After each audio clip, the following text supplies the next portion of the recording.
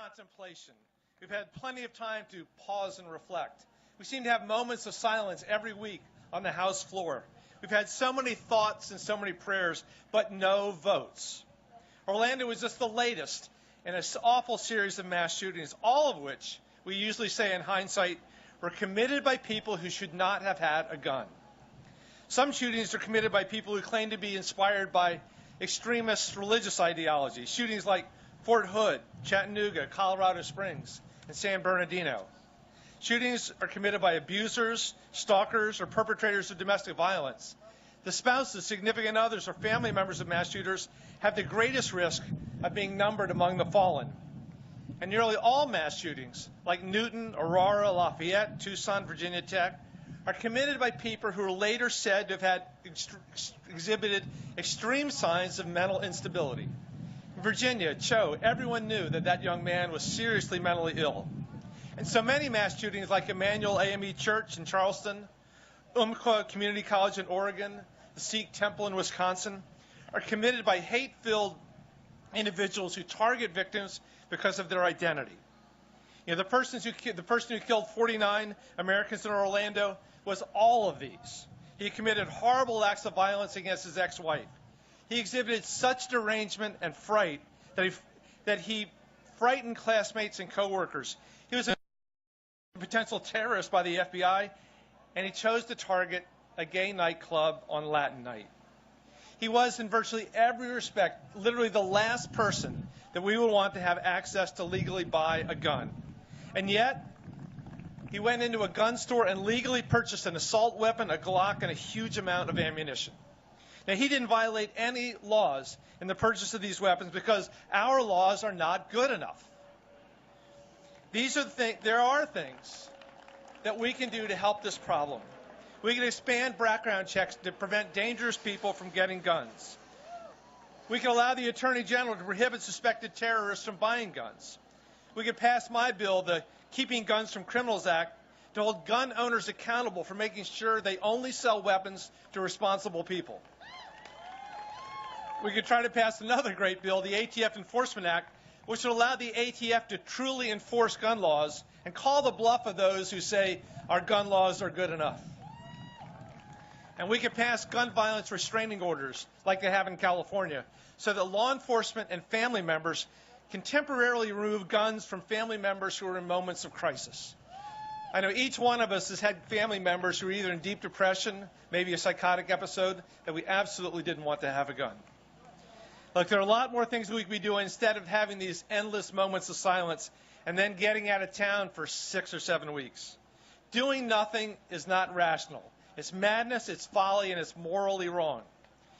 And we owe it to the victims of gun violence and their families to do something, and we owe it to ourselves. But why don't we do anything, you must be wondering? Why does Congress keep failing to act, especially when all the surveys show 90%, 85% support these measures? We don't do anything because Congress has leaders who are beholden to the gun lobby. We don't do anything because the Speaker is afraid of having his in moderate districts have to take tough votes. We don't do anything because the Republicans are all standing behind their nominee, a standard bearer who thinks the answer to any problem he can't solve is Second Amendment people.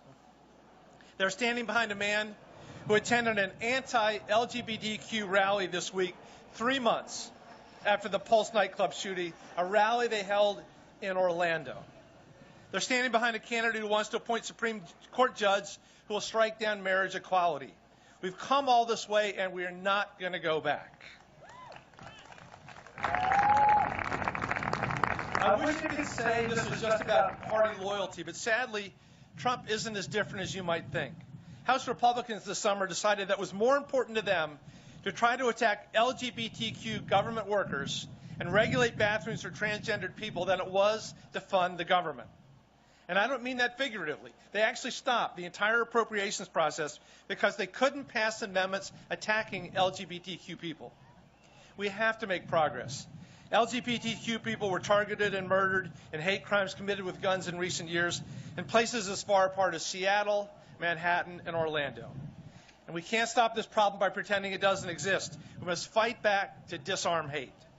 Congress must listen to the American people who have clearly said enough gun violence and act for change, or I suspect the American people will want to change Congress. I just want to say one more thing. I love my country. I'm very proud to be an American. I find great meaning in doing my best to serve the people of my country. And I treasure our Constitution and its amendments. But I also know it's not perfect. Our original Constitution only gave white men the right to vote. Our original Constitution counted a slave as 3/5 of a person. We banned alcohol and then repealed the ban. And it was not until 234 years after our independence that the Supreme Court, by the narrowest of votes, 5-4, in the Heller decision, decided that the Second Amendment protects the individual's right to keep and bear arms for self-defense. It drives me crazy when our colleagues in Congress elevate this latest and most controversial interpretation of the Second Amendment above the sanctity of life.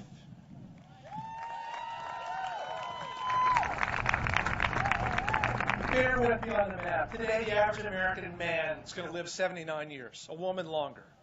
We're killing 32,000 Americans a year with guns.